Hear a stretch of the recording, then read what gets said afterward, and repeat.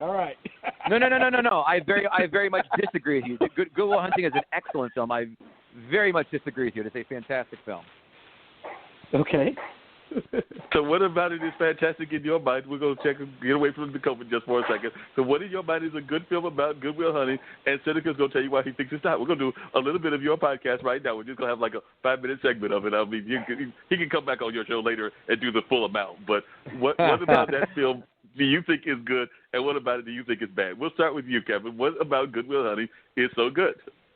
What's about it that's good? The characters are layered. The characters take us into a deep dive of what it's like to be a Southie up in Boston. Now, Boston people, I like to make fun of them because I'm a Yankee fan and I hate the Red Sox, but they're easy targets. But anyway, it's about a guy, a very unlikely character, a guy who's not an idiot savant. He's a super smart guy. He works as a janitor because he just didn't apply himself and lost himself along the way. He had a horrible family upbringing. And he works with his best friend who kicked him in the ass enough to, in the end, spoiler alert, gets him off his ass and gets him off and into something that he's good at. The fear of success has kept him at bay, wanting to succeed for the longest time. He runs into Robin Williams, who played a hell of a character, played a professor, and he coached him along his trip to get him out there and be something, make something of himself. It's a great story in the process. You learn it's a ton of roller coaster emotions. It's funny, and I just don't see. I've not met many people who did not like Good Will Hunting. Seneca, Okay. you heard him. What about Good Will Hunting did you not like? Okay, so I guess to quote Tropic Thunder, you never go full retard. So let's start there. so you got basically Rain Man, who's a janitor, who decides to say, hey, you know what, I'm going to make something of my life. Let's make it even better. We're in Boston, of all places. Let's go with the Boston accent because, hey, I've done every other film in Boston. I'm talking about Matt Damon. So, let's just keep it in Boston. And, hey, you know what? But I think I want to do more in my his life. first film. That was honestly his first. Yeah, he was in school his ties, first but film. that doesn't matter. I mean, but that's where they're from. And he's not Rain Man because he's not autistic. He's a regular dude who just had a bad depression. He's not Rain Man, so that doesn't apply to this argument. Close enough. All right, so we had the battle it's there. not really close. It's apples and oranges, but all right. Apples and oranges. So I think I've got to give it to Kevin this time, and I know you, Seneca. I want to give it to you, Seneca, but you're a friend. But I've got to give it to Kevin on this case. And Kevin, I've just met recently, but I think he actually did a better job of making his case, Seneca. So I'm gonna have to give that one to Kevin. But we're gonna keep this thing going for a minute, and then I'm gonna come back to some more serious conversation. But we got Mark Montalban, who's out of California, so I'm sure he's got some film that he really hates. So, Mark, what is it? What's the film that you absolutely hate? And we're gonna see whether you do better with Kevin and his whole concept of good films that were overrated. And you live in California, so I'm sure there's a film that's out of California that you can't stand. I'm gonna need a little bit of time to think about this. One thing with mindfulness and meditation, you try to focus on all the good all the time. So I'm not used to thinking about something on that end. I need a little bit of time. No problem. If you come up with something, we'll toss you out there and see if you got one. Bobby, you got one?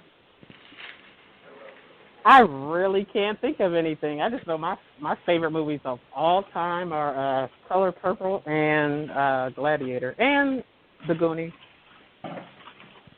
Well, that's funny you say The Goonies. We actually had a guy come on and take down The Goonies, and I tell you at first, I mean, I'm a kid. Abomination. Yeah, I loved it when I was younger, but as an adult, that film is not good. It does not hold up. It is laughable in a lot of different places when you rewatch it. I mean, for example, there are so many. I know. This is the one of the films that our guest has selected that has really caused a real uproar because, again, people of my age and maybe your age, I don't know how old you are, this is one of our anthem movies, but it's really not that good. Here, a couple problems with this one. First of all, the one scene that just drove me insane was, remember when they were down there in the sewer, but they didn't get to the ship area yet. And then the bad guy, if you want to call him that, he's really a wimpy bad guy, and his three buddies are hanging outside of a well that just happened to be there. You tell me the last time you ever saw three high school guys just hanging out outside of a well, especially without any booze in them. That's just silly. That's a problem. I don't know anybody who problem. hangs up by a well, to be honest with you. Right, Yeah, you're right. right. You're right. And another problem I have with this, if you remember this part, remember when they're on the pirate ship in the very end, and the Mafratelli throws over the guy's girlfriend. Now, all he had to do was, Josh Brolin, the character name, all he had to do was, once he threw her over, instead of just running in and jumping in and trying to go right after her, he could have done a good 2 Mississippi and knocked Mafratelli into the water as well. I mean, those kids gave those guys a million chances to overtake them, and it was just silly that way that was. And it was a bunch of kids screaming the entire time. If you really watch it, everyone's screaming nonstop, and it just gets grating after a while. As a kid, I kind of liked it. I'm not like, wow, that was I liked it. I wasn't loving it, but I liked it. But as an adult, man, it just does not hold up. I hate to tell you, but oof. I'll have to watch it tonight and see if it's as horrible as you say. I'll check it out. Yeah. Oh, you just ruined her favorite movie, Kevin. I know. Listen. Shame on you. I got a movie for you guys. You can't do that. You got a movie for us?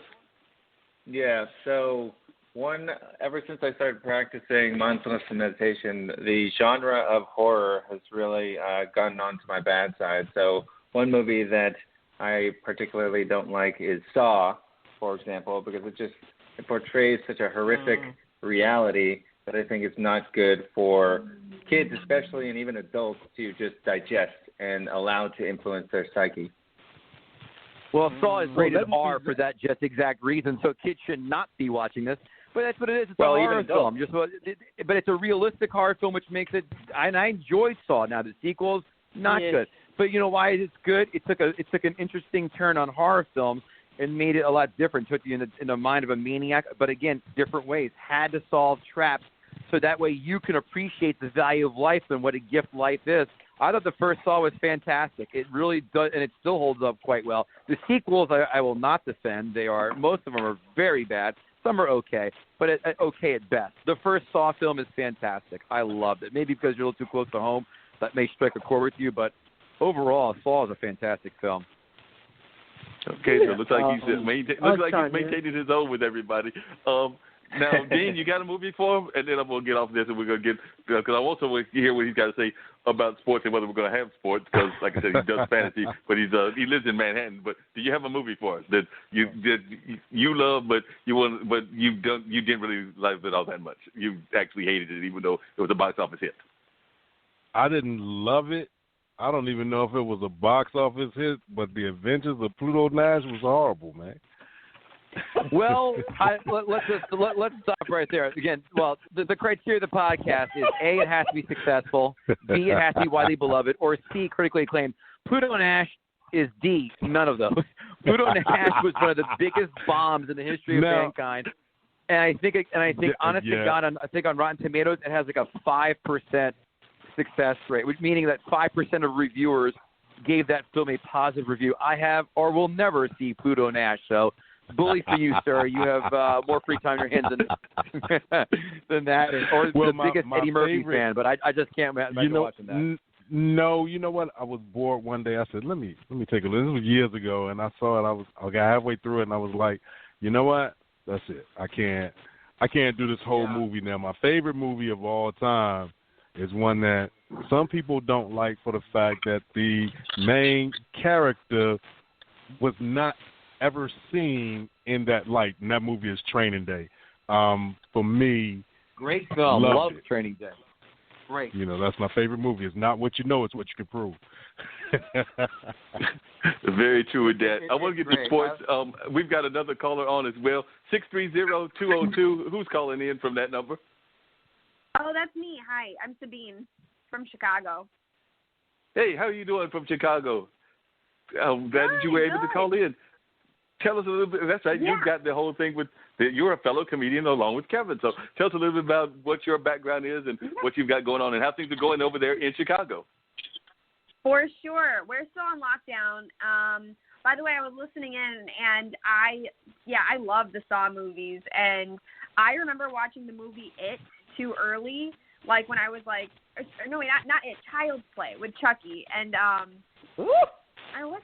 Yeah, it was actually both of those. I watched them both when I was like under 8, and I was like traumatized for a long time. Did you see the Child's Play reboot by chance? Yeah, I did, and I can't say I loved it. See, I like it. I thought it was better than. First of all, I think the original Child's Play is awful. Then again, to be fair, I only saw it maybe. I hated it. I only saw it maybe a few months ago. It's not good. There are a lot better horror films I felt from the 80s than Child's Play, like Nightmare on Elm Street, the first one, and even the third one are great. Yeah, I didn't like the original Child's Play, but the reboot was really good. Because you really feel bad for the doll if you've seen it. You really do feel bad. All he wants to do is just hang out and play. He's like a cute doll, and then he gets shunned, and then the demonic spirits take over. The programming takes over, and all hell breaks loose. I like the reboot. Now, what did you think? I want to hear more about her background and everything. But what did you think of It? Because It is a great movie, but it also scared the heck out of me. I had a fear and still have a slight fear of clowns because of the original It. Yeah. I'm not talking about the It remake. I couldn't see the It remake because I had a hard enough time with the first It. So, Kevin, what did you think of the first It? The first It, I didn't think was anything special. It was fine. It was on TV, so it couldn't really do the book any justice and show the gore and show the scariness factor of the clown. I didn't like the original. It did not do anything for me, and I saw it when it came out on TV. The first half of the new It film was amazing, fantastic. The second half of the new It film stunk.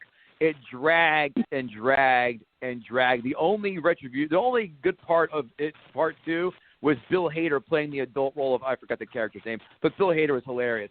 But the first half was great. The second half, I hated it. It just dragged on.